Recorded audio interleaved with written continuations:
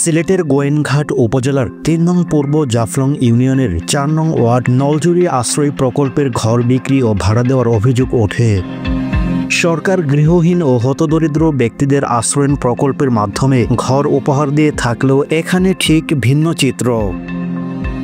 যে ঘরগুলা মানুষে পাইছে এই ঘরগুলার মালিকের ঘর বাড়ি সবই আছে, কিন্তু নামে তারা ঘর দিয়ে রাখছে, ঘর পাইছে, কিন্তু কোনোদিন এসব ঘরে কোনো মানুষ আইয়া থাকে না। বাড়ি গাড়ি সবই আছে, ঘরে মানুষ থাকে না। এগর থেকে অনেক অসহায় মানুষ আছে। দয়া কইরা আপনাদের কাছে অনুরোধ, দয়া কইরা মানে যারা অসহায় মানুষ এই খালি ঘরগুলায় এই অসহায় মানুষগুলার আশ্রয় দেওয়ার লাগে আমার অনুরোধ রইল আপনাদের কাছে। এতে আপনি দেখেন, আপনি যখন আছেন আপনি দেখেন পুরা কলোনি আপনি চক্কর দিলে কইতে পারবেন কতটা ঘর তালা মারা আছে আর কতটা ঘরে মানুষ আছে বা নাই, আপনি দেখে যেতে পারবেন। মানুষ ঘর পাইছে ঠিক একটা রাতে ঘর ঘুমায় যায় না, ঘরে মানুষ থাকে না, ঘরে থাকে না। আমাদের মানুষের প্রয়োজন আছে, আমাদের সরকার ঘর দিছে, আমাদের মানুষের দরকার বাইরে এসে সাতাইতে আমরা কোন মানুষ পাই না। স্থানীয় সূত্রে জানা যায় এই ঘরগুলো পেয়েছে তাদের অর্ধেকেরও বেশি পরিবার সামর্থ্যবান। তাদের ঘরবাড়ি জায়গা জমি সবই আছে, তাই এসব ঘরে না থেকে নিজ নিজ বাড়িতেই থাকছেন তারা। এই ঘরের যে মালিক উনি আপনার কি লাগে? আপনি পুত্রবধূ নি?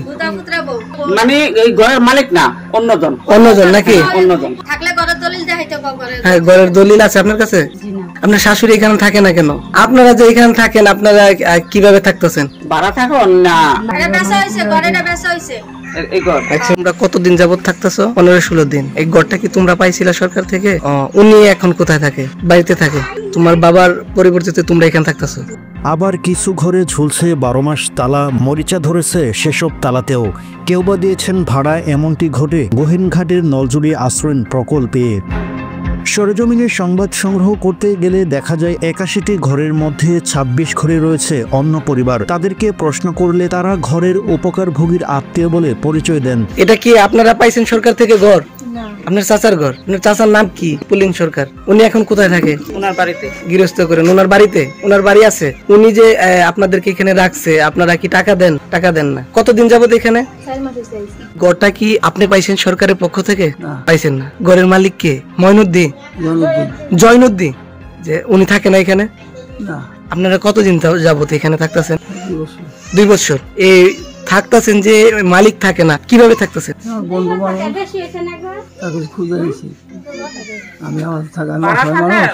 ভাড়া থাকেন কিনা? আচ্ছা আচ্ছা, আপনি ঘর পাইছেন? ঘর তো অন্য মালিকে পাইছে। অন্য মালিকে? ঘরের মালিকের নাম কি? সে সুনাটিলার মালিক আজাদ ভাই লিয়া দিছে ঘর। এই ঘর কে নিয়ে দিছে আপনাদেরকে? না, এই ঘর মালিক আজাদ ভাই লিয়া দিছে।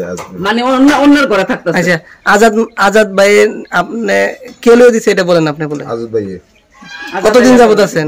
আমি তো আইছি গত পয়লা বৈশাখের দিন, 7 দিন 6 দিন ওরা থাকতেছেন। আর মেইন মালিক কি আসে না? জি না, মেইন মালিক আইছিল, তালা মারছিল।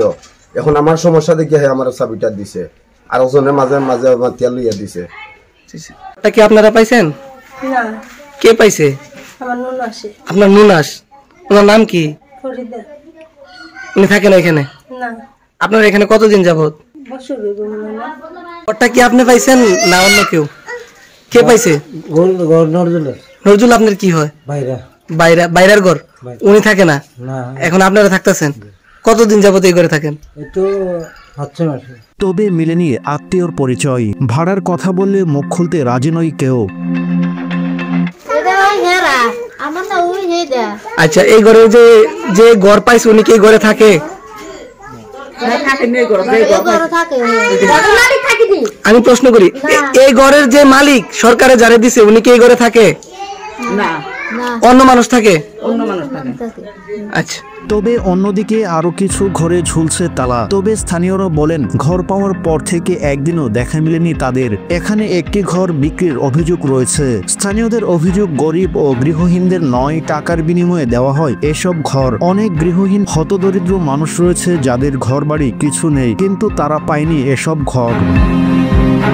বাড়ি গাড়ি থাকা সত্ত্বেও যারা ঘর পেয়েছে এখানে থাকেন না তারা। স্থানীয়রা আরো বলেন প্রশাসন এর সঠিক তদন্ত করে সঠিক ব্যক্তিদেরকে এসব ঘর দিয়ে দেওয়া হোক।